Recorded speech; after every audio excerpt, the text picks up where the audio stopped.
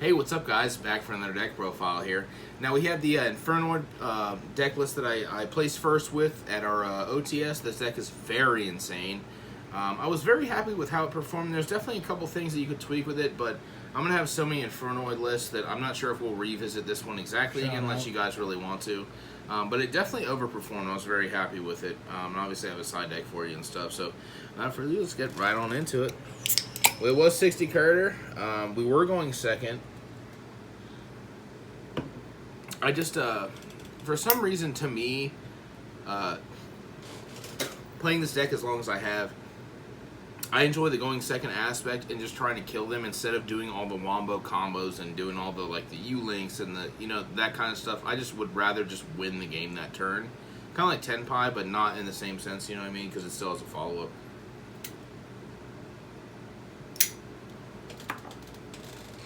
Not that Tenpai doesn't, but I also cut my finger open on a Bud Light earlier, so that's why I have a Band-Aid. Shout out. Yeah, shout out. That's the first time that's ever happened in my life, so. All right, let's get right on into it. So, 3 Decatrons. I did switch over to the new rarity ones from the Blar. I just really like how the secrets and stuff. I still have my original ones that I got, like, regional tops with.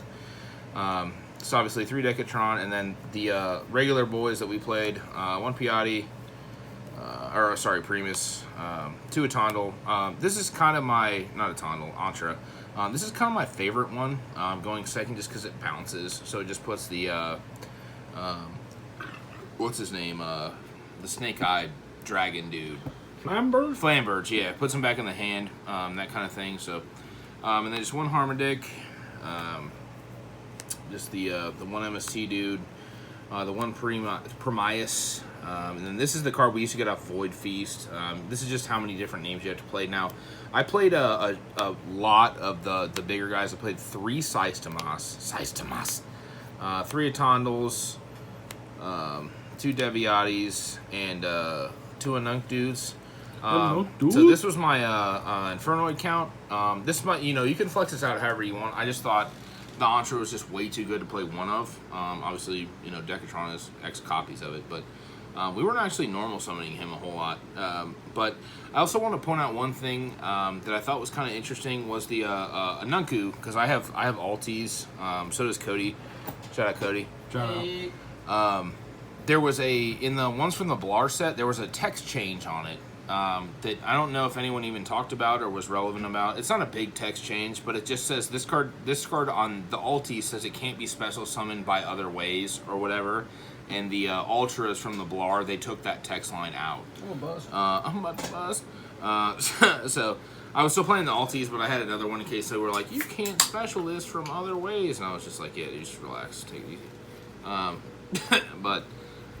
then we played 2 Lava Golems. I was playing 3 at the beginning of the week. Man, this Band-Aid is fucking making me angry.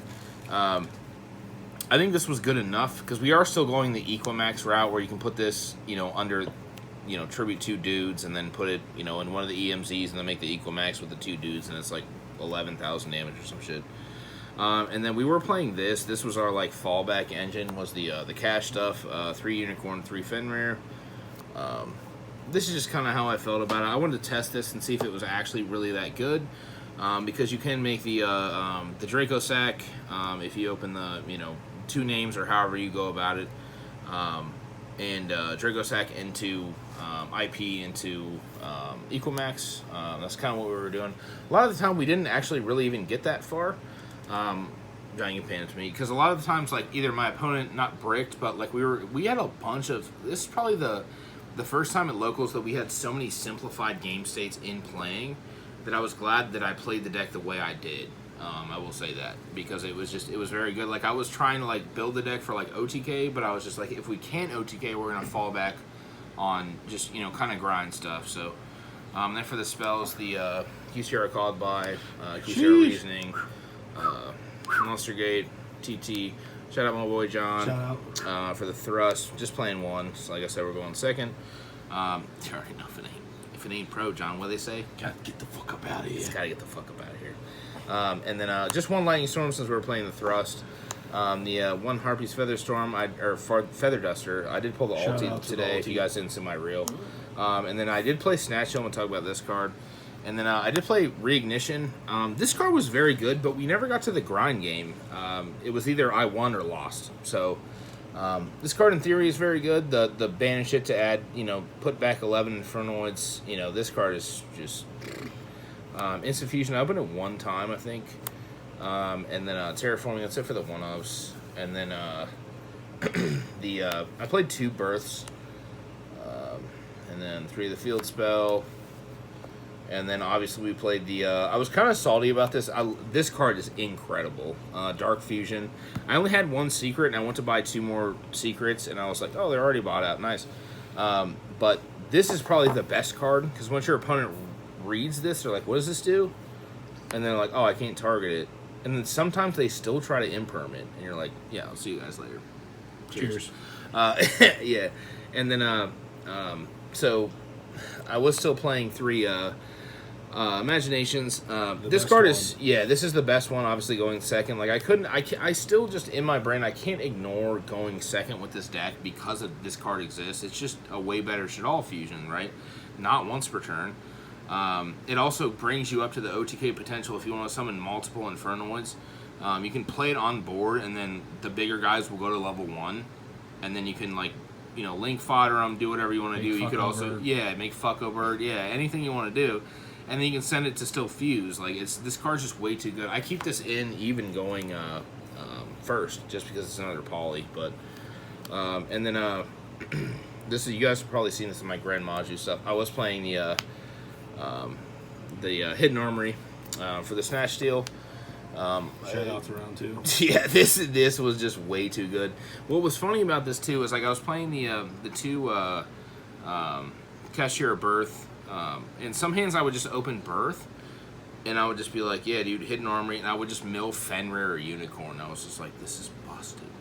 And then search this, obviously. And we don't normal summon anyways. Like, we couldn't use the, the Cashier Birth to normal summon. We don't do that, you know what I mean? So, and then we just played 3 Droplet, and I actually went back and forth on this. I actually played 3 evenly, even though I was trying to kill my opponent. I was just like, I want the simplified game state where I was like, yo, if I draw for turn 6 cards, if I can just compromise everything they have with an evenly, and then just set up, like, even just a small Inferno board, or because Avermax is, or not Avermax, Equimax is still like a negate or a disruption or whatever.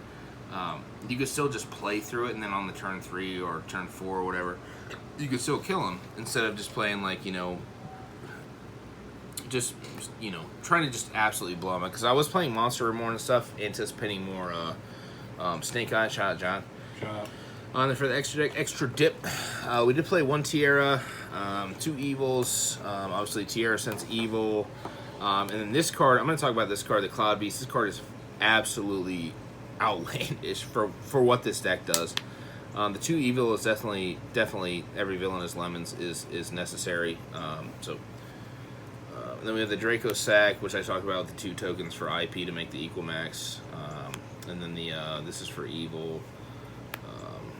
IP, SP, Dark Hida, Phoenix, and then obviously the Promethean Princess, the Equimax, and then the last 2 was the Access Code and the Flood.